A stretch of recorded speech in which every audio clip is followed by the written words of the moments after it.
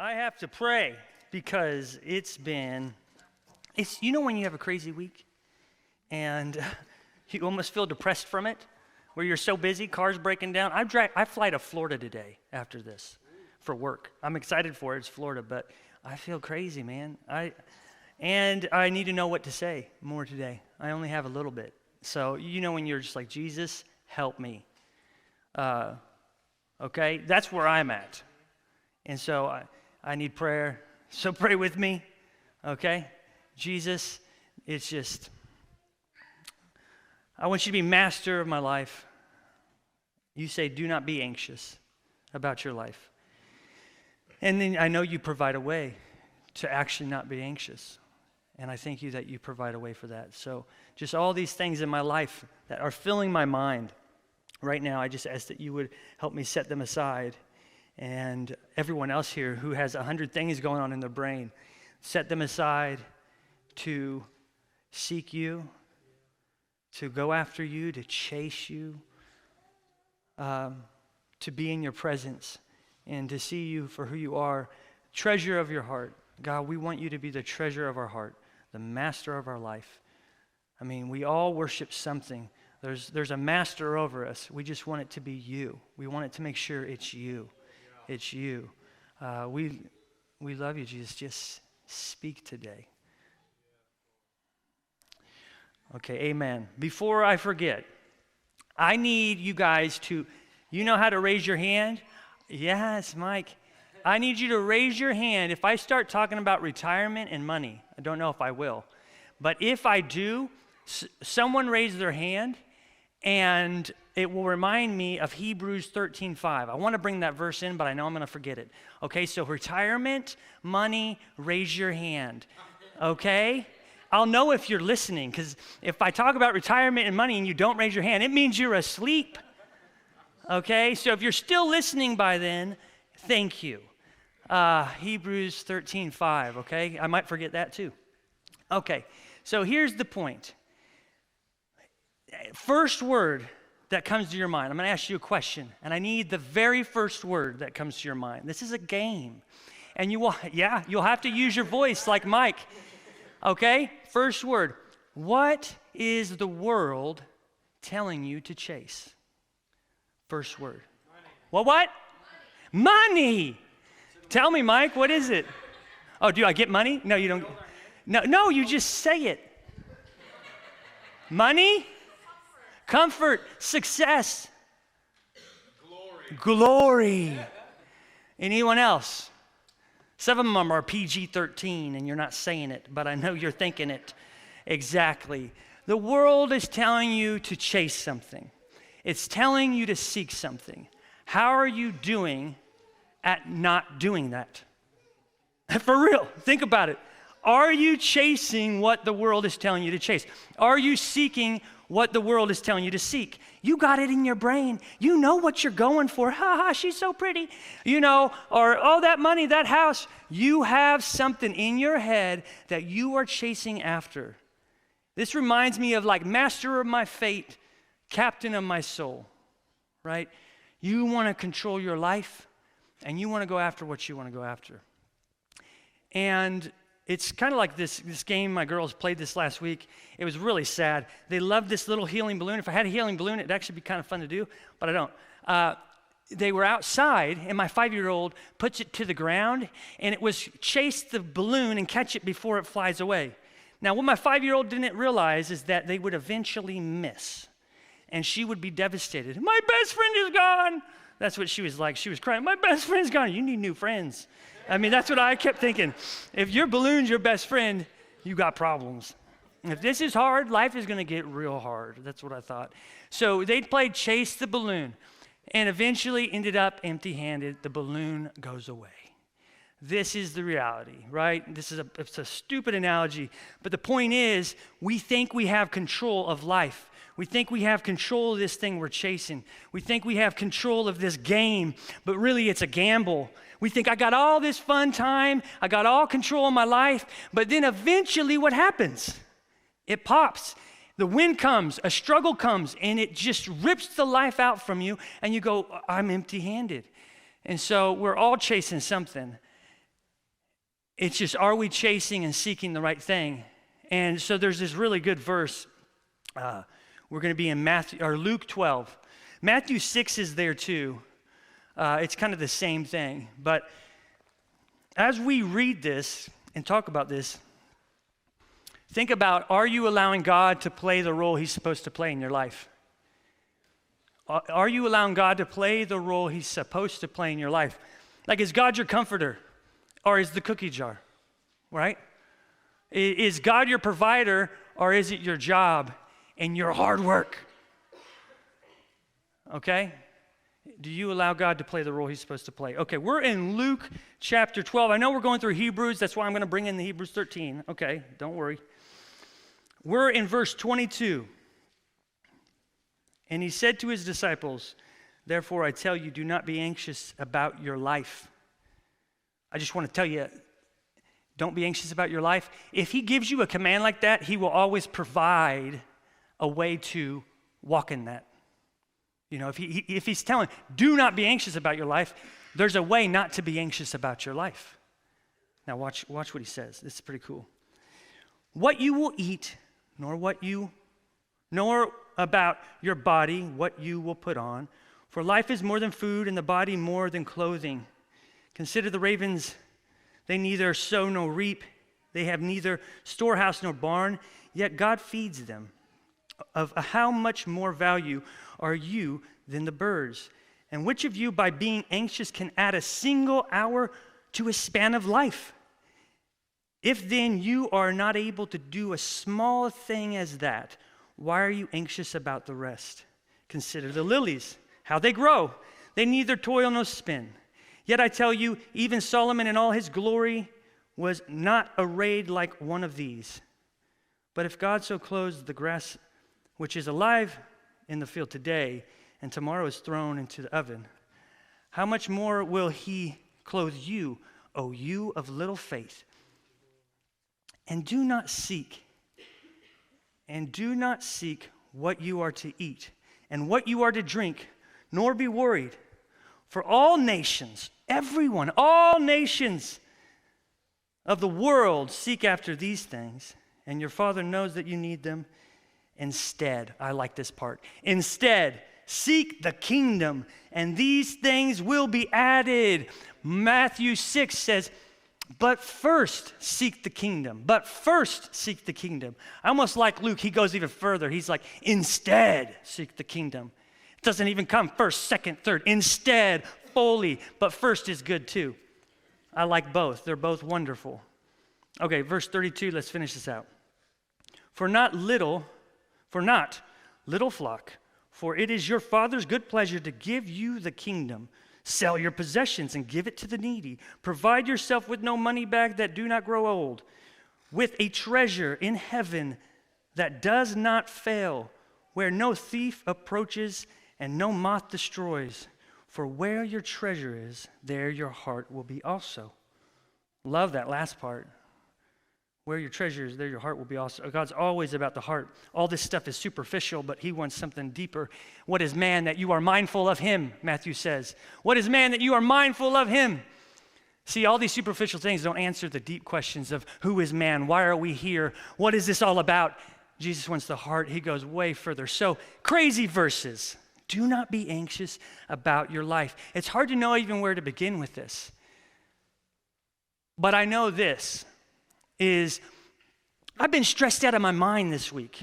I mean, really stressed and anxious. And then I'm supposed to preach on this. And I'm like, what is going on? And, but what we see is that the whole world is chasing after what it's telling them to chase. Chase money.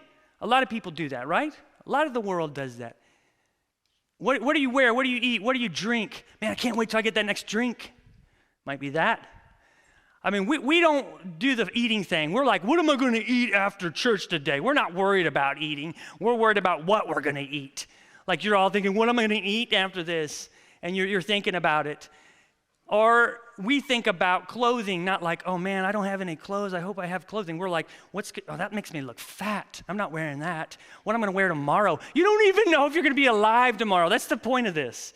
Like we worry about, oh, I'm going to wear this tomorrow. Oh man, it'll make me look real good. Okay, or whatever. Or it says, you being anxious about your life, can you add a single hour? I want to live longer. How do I add hours to my day? How do I add hours to my life? I'm going to take my fish oil. I'm going to work out. I'm going to go to the doctor. And we try to add hours to our life. But if you can't add even a single hour to your life, this small thing, why do you worry about the rest? You have no control over your life. You don't know when it's over and when it's gone. That's kind of what it makes me think of, is control and wanting to control life. And I think as well, man, we just run after stuff. And I'm so challenged. Guys, again, I keep telling you this, but I feel so challenged.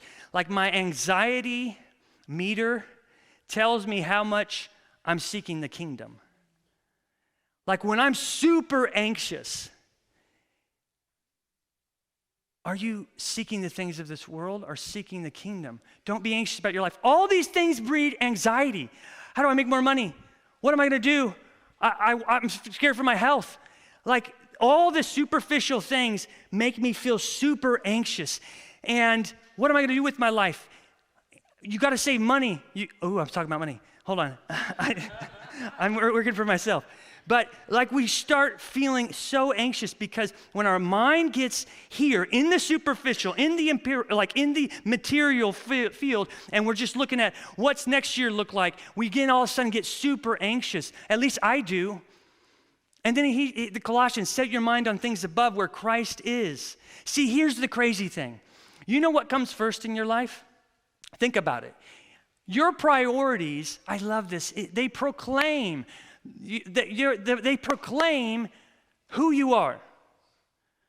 So if you want to know what you're about, look at your priorities. What do you hold on to first? What do you drop first? Is Jesus always getting dropped and everything else is getting added? So it's like you're always going to go after your priorities, and that proclaims who you are. And if Jesus isn't first, if he doesn't come first, if his kingdom doesn't come first, the priorities are off.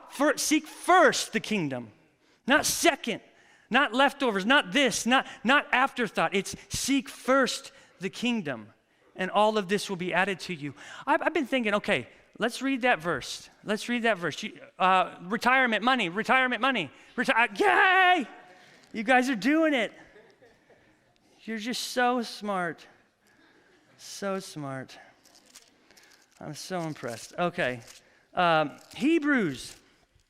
My whole life, I feel like I've been groomed. I mean, maybe you guys feel groomed this way. You got to get a good job. Got to make a lot of money. Got to put a lot in savings. And guess what? I've done a pretty good job at that. I got a pretty good 401k. And yes, see, he's raising his hand. And I just think that's what I've been groomed to do my whole life. And I feel super challenged because I work hard for that. And I guess this is my question. We seem to work super hard so that we don't have to live by faith. We work so hard not to live by faith. We work so hard not to need him. And I'll explain as we go. But are you working hard because God said, work hard and unto the Lord? Are you working hard so you can have comfort, ease, and peace? Right? And look what Hebrews 13:5 says. Keep your life free from love of money and be content with what you have. For he has said, I will never leave you or forsake you. Are you content with what you have? Are you content with what you have? Now there's a story in Luke 12, verses 13 on. It's called the rich fool, the parable of the rich fool. And it says, what is life? It does not consist of the abundance of his possessions. Now, Jesus does this. Okay, this is parable right before that conversation we just had. He goes, there's this guy that has tons of money. Like, he had lots of success. stuff grew really good. And he thought, I have so much, I need to tear down my barns and build bigger ones and put all that stuff in there. And then he did that and he thought, I have so much stuff. I can sit back, relax, drink, eat, and be merry. For many years, I can just relax and do what I want. And then Jesus says, your soul is accounted for today. Where will you leave all these things? I mean, to me, that really challenges my mind of like, he says, you can treasure stuff up here, but you're not rich with God. So you're rich here, but you're not rich with God.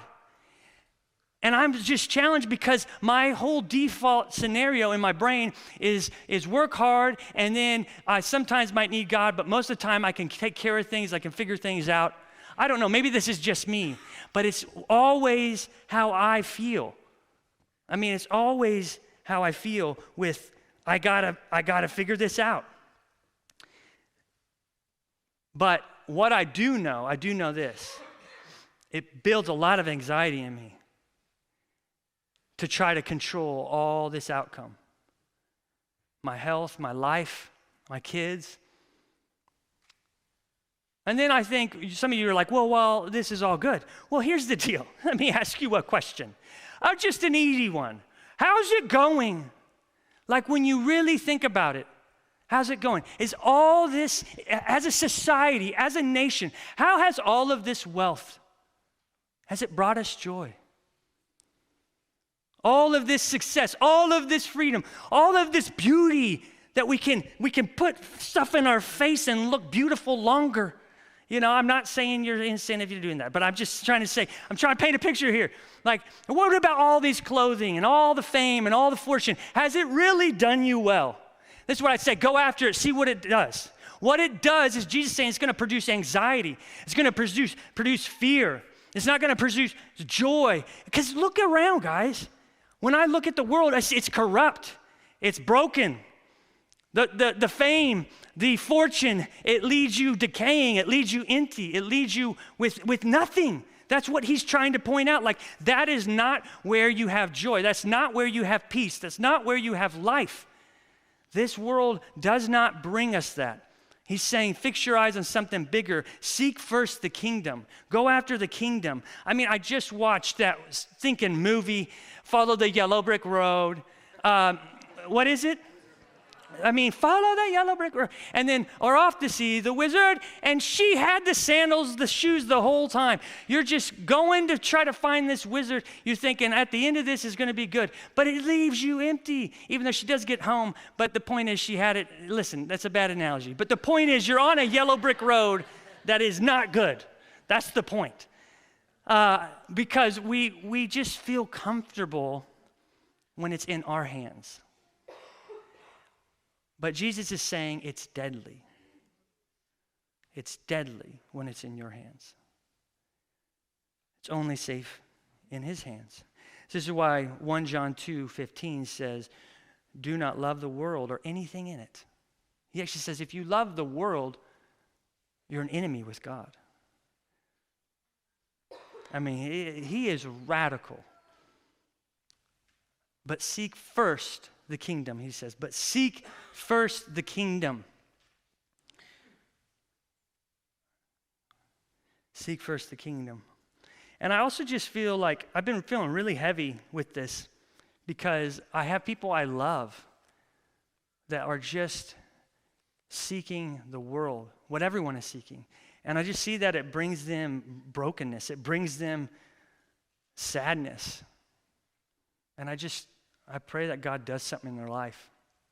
I mean, they have a lot more money than me, but they don't have much happiness. You know what I mean? I don't know, guys. I just think it's safer in his hands.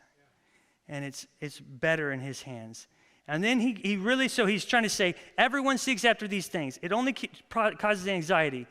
Like, you can see it around our culture, right? It's just anxiety, depression, suicide rates climbing. Like, we're looking to the things of this world, and they do not satisfy. But seek first. Instead, seek the kingdom. Instead, seek the kingdom. So let me explain what that looks like. First of all, I love that verse. He says, come to me, all who labor and are heavy laden. Learn from me. What does he say in Matthew 7? Ask, seek, knock. Ask and it will be given. Seek and you will find. Knock and it will be open. Right? This is what we're supposed to do. We're supposed to be going for him. Seeking the kingdom is not easy. Let me just tell you that. Think of the Bible. We got Noah way back here. And what does Noah do? The guy is an idiot, but he's awesome because he's obeying. He builds a boat, not in water, like ignorant. That is so dumb, right? But it's not dumb because he's listening to God. But we would all say Noah is dumb. Dude, you're building a boat for like years in the middle of nowhere. I mean, it just doesn't make sense. If this is Abraham and Sarah, where they're like, later fam, I'm just walking in this direction because God said walk that way. Well, Abraham, Sarah, they're 90, 100 years old, and we're going to have a baby. No, you're not. You know what I mean? I mean, it's faith. The kingdom is ridiculous, and it looks ignorant. We're going to walk around this wall 7 times, and I guarantee when we blow our trumpet, it will fall. Yeah, it's ignorant. It's when Jesus goes to his disciples, and he says, come follow me, and they drop their nets and instantly follow him. They drop their career. They drop it all right there, and they follow him. This is not easy. I've been feeling like God's been calling me into things that I don't like, and I told him this. I do not like this. And he said, I don't care if you like it. I care if you obey. And it wasn't mean. It felt freeing. It felt freeing, like, yes, I just want, because he's going to take care of me. He's my provider. He's my provider. He's the one who cares for me. Like, am I finding comfort in all the things I've stored up here and now, or do I find comfort that he has me? What do I find more comfort in? And I just want it to be in him. I want it to be in him. So seeking the kingdom oftentimes looks foolish. It oftentimes looks crazy. But then you know what's so cool about it? Miracles can happen. When you we rarely get depleted to the end of ourselves. Like, I can't do anything. What do I do? Like, we instantly go to something like self-help. I need a vacation. Like, we instantly go to what we can control rather than going, God, I'm at the end of myself. I need you. Let me give you an example. In real life scenario that happened in the last 3 months, my wife lost her job. You know, she's not a good worker. No, I'm playing. She's a great worker. It was like left field. We were like, what happened? I mean, we were just so shocked because she had it for a while. And guess what we instantly wanted to do? Anybody? Look for a new job. And that's not bad. That's fine. But instant is like, we got to find a job. We got to get it now. And we got to make more money. Maybe I can get a second job. And we instantly respond with that. And then we were like, well, maybe we should pray about this. You know. And so then we pray about it, and we both came back, and we thought, you should not get another job. And we felt peace about this. But that hit the bank, and we're like, no, we can live off of mine, and that's okay. And it was great, and we can budget. But then stuff happens, you know? Stuff happened. Both my cars, this happened in the last 2 weeks, so I got to tell you this is a true story. It's not fake. The last 2 weeks, both cars had issues, $2,000 worth of issues. Whoo, that hurts anybody, you know? And again, what was my instant reaction? I gotta do something now. And you get anxious. I'm about to throw trash around. I'll do whatever. I need $2,000 now. Not, I needed it yesterday. And I instantly go there. But then again, you take a breath. Do not be anxious about your life. So I prayed not long, but hey, Dad, can I borrow your car for a second? So I borrow his car, I get to KC or whatever. And I prayed that day. And it had been only one day with the one car that wasn't working. And I tell my buddy at work who's a mechanic, because I work with Altec, hoorah, right, Altec? Okay, sorry, yeah, there. And somehow it got around, and there was a technician. They fly in to learn things. And one was like, hey, I don't want to sit in the hotel. Where do you live? I was like, what do you mean? What do you mean, man? And he's like, no, I want to fix your car. Because I'd rather be doing something than just chill in the hotel. I was like, no, you don't need to do that. Take my mechanic. Give him all the outs. He shows up to my house with a big shiny truck with lights that have like all the tools he needs. He starts wrenching on my car, and we're talking, and even if my car didn't get fixed, he didn't know Jesus, and so God set this up. We talk about his life, and he joined the satanic church for a while, just as a joke, and we're talking about life and life and life, and he's fixing my car, and then we need another part, and he says, I'll come back the next day. So he comes back the next day with all the parts, and he wouldn't let me buy anything. I was like, no, man, I'm buying it. And he's like, sorry, I'm going to go get it. You can't come. You never did. And he just bought everything for me. And then he comes back, and I got to share my testimony and how God healed me and stuff. He came back the next day or the day after, I can't remember. And so it kind of makes sense, Parker, why you are the way you are, because you have God. And he told me this thing the night before. He's like, Parker, I just lay down and I feel like I never have done enough. I never do enough. I never do enough. I just lay in bed thinking, I didn't do enough. That's why I even want to help you, because I never do enough. And the next time he comes, I got to tell him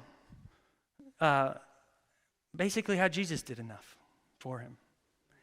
And the truth is, we can never do enough. We can never live enough. We can never be perfect enough. We can never work hard enough. Our hands can't be broken enough. He is enough, and he loves him. I mean, he didn't give his life, but he just said thank you, and he fixed my car and saved me $1,000. Answer prayer. But guess what? There's one other car with $1,000. God help me. And this old guy, I say old guy, he wanted to give us money like 6 months ago when my wife went to England, but he kept forgetting. Not because he's old, but he kept forgetting. And he sent us Venmo, $1,000. And after all the car stuff happened, it was $1,001. Now, I wish a bird dropped $1 so I could say, oh, look at that. But no, the point is I had to pay $1. But the cool thing, this is the reality. This is the reality, is that God provides. And if we instantly control, we cannot see God work miracles. If you instantly step in and say, I'm going to do this, and you don't go to him in prayer, you are responding to anxieties rather than seeking the kingdom. And I'm not saying you don't work hard. You should work hard. You should go after things. But there are moments when you need to let faith almost grow, and you need to go to him and say, God, do something here. You know what I mean? And I just feel so challenged because we instantly want to run to control. We instantly want to run and respond to anxieties rather than saying, wait, seek first the kingdom. Your Father knows that you need these things. Your Father will give them. It's God's good pleasure to give the kingdom. It's like it's in everything we do. It's in everything. It's in our job. It's like a toxic job. I'm going to lay this down and I'm going to go somewhere else because this is not where I should be right now. I'm going to give money when I don't have it. Like, it's in everything. Do we not get it? Everything we do should be the kingdom of God. And we can ask for him. And we can ask for him to provide. Hey, thank you. I mean, yes, he is provider. He is the king. And I think that story for me has just built my faith that God can take care of us. God can take care of us.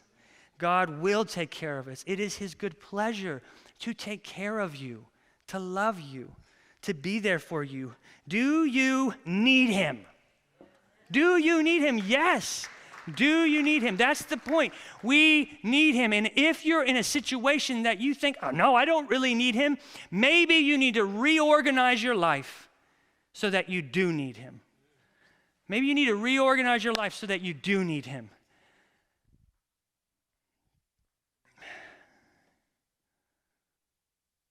So I guess what I'm calling us to is to stop chasing.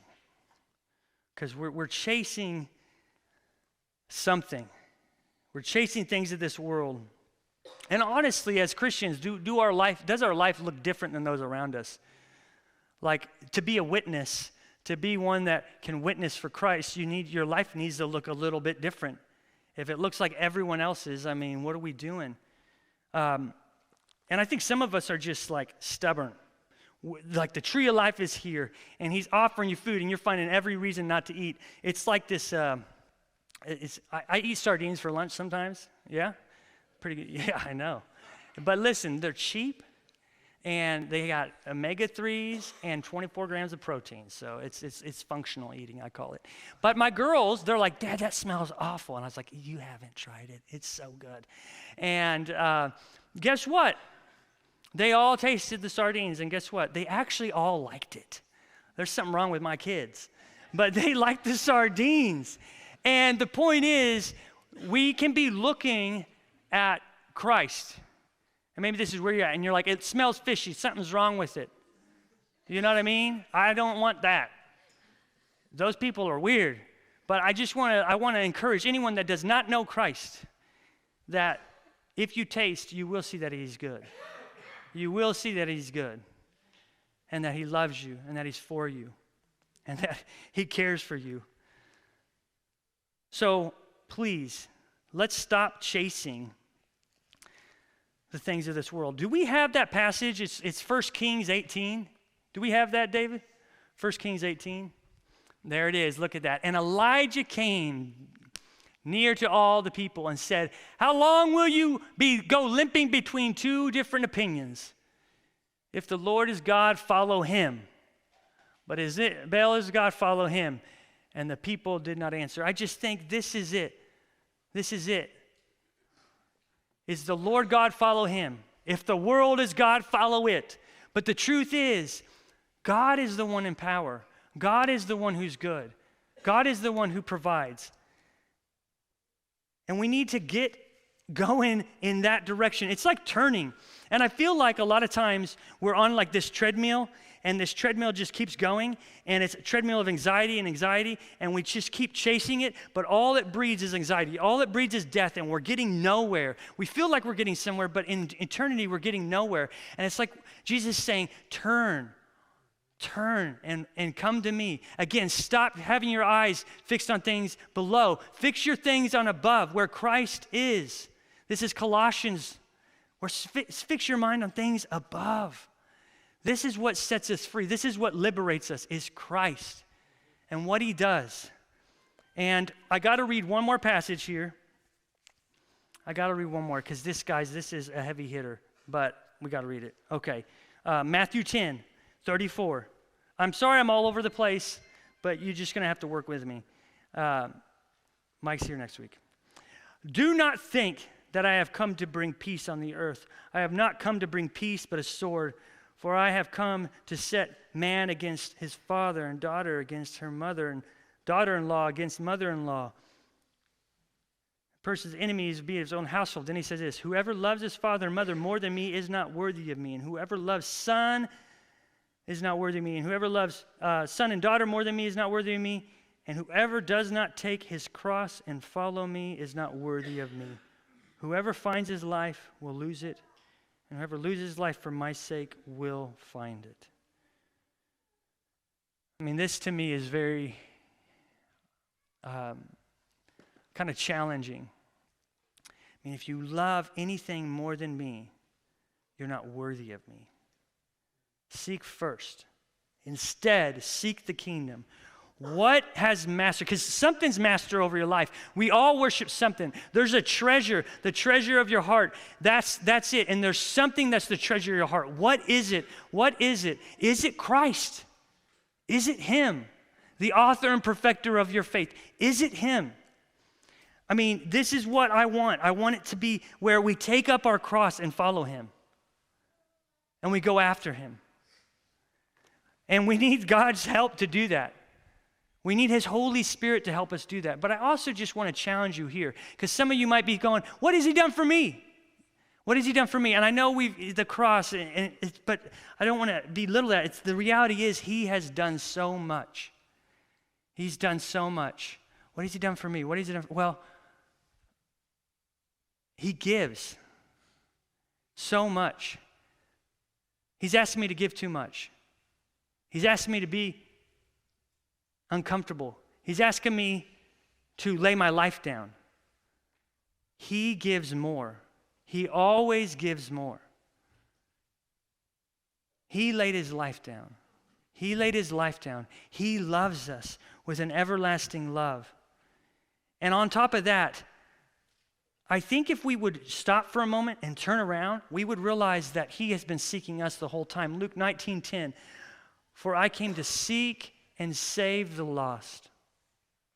Jesus says, I leave the 99 in Luke 15 in search of the one. He's been seeking you. And this has been really encouraging my spirit, that Jesus left the 99 and sought me out just to find me. And he didn't find me so that, okay, Parker, now you go work hard. I need you to do all these things. He sought me out and found me because he loves me. And I just want to encourage everyone here, Jesus is seeking you out. Jesus is relentlessly going for you. And if you stop for a minute and seek him for a second, you'll realize he's right there. It actually says he stands at the door and knocks. He stands at the door and knocks. He is right there with you. And he's never left you. And I feel so happy that today and yesterday, I've just thought this, like, man, when I go to heaven, I'm going to be not going in shame or guilt. I'm going to be clothed in the righteousness of Christ. I get to see Dad for the first time. He's going to be happy to see me. He's going to be happy to see me because I'm clothed in the righteousness of Christ. And Jesus sought me out to save me. And I just think Jesus is here seeking you out. And he loves you. He loves you. So be ready. Be ready for when he comes. Right now, I think, just to end, let's get the band up here.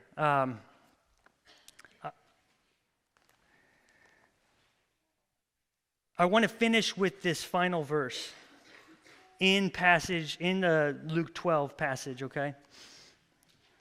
He says, stay dressed for action. This is right after, for where your treasure is, there your heart will be also. Stay dressed for action and keep your lamps burning and be like men who are waiting for their master to come home from the wedding feast so that they may open the door at once when he comes and knocks. That's the next passage of these verses, is be ready, keep your lamps burning, get dressed for action. I remember being in Maryville once, and what happened? Basically, you're just chilling on the couch, and then someone knocked on the door, boom, boom, boom. Hey, it's the police. And I was like, oh my gosh, where are my pants? Where's my shirt? I was not dressed for action. I was not ready for the cops. It was Michael messing with me. And I was like, oh my gosh, the cops are here. I was like, why are the cops here? Why am I so nervous? I don't have anything illegal in this house, but I'm terrified right now. I was so scared. But Jesus will come and knock. And I want us all to be ready when he does that. We need to stay dressed, lamps burning. And he showed us the way to get ready. Don't seek after all these things. Everyone is going after these things. And guess what? You're going to want to go after these things. But instead, seek the kingdom. Instead, seek this. This is where life comes. This is where joy comes. This is where liberation and freedom come. This is how we get ready. And so I want us to do that. And I think like that Hebrews, try not to love the riches. Be content with what God has given you. Be content, even if it's little. Be content. I want to be happy with what he's given me. Let's pray. And thank you for listening through all this mess. But we got somewhere, hopefully. Hopefully. So let's pray. Let's stand up too.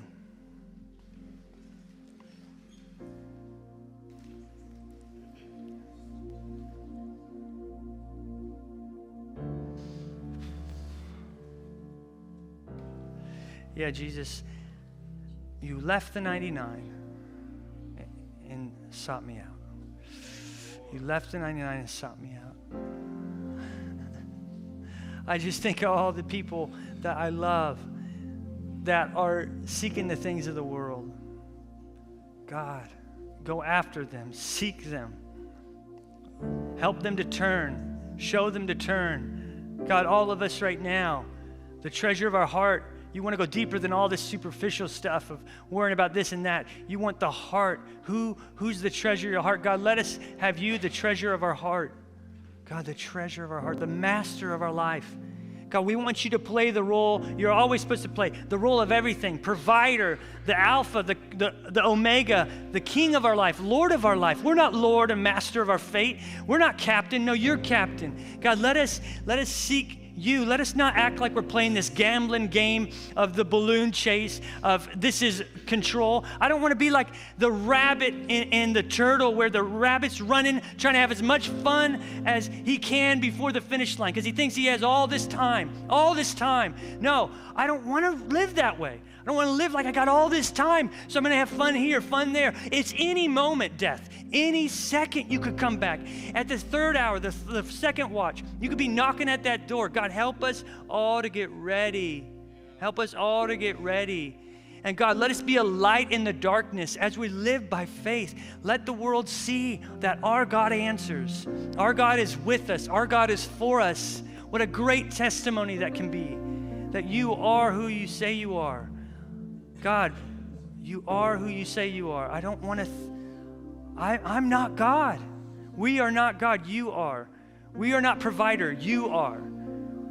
You know? So Jesus, we thank you. Just do work. Yes, and I do just feel kind of a little bit prophetically, I know it's like a joke, but the rabbit and the turtle, where the turtle goes slow and actually beats the rabbit to the finish line. I feel like some people, they feel like they're on the chase to enjoy as much as they can here and now, running from one thing to the next. And it's just exhausted you.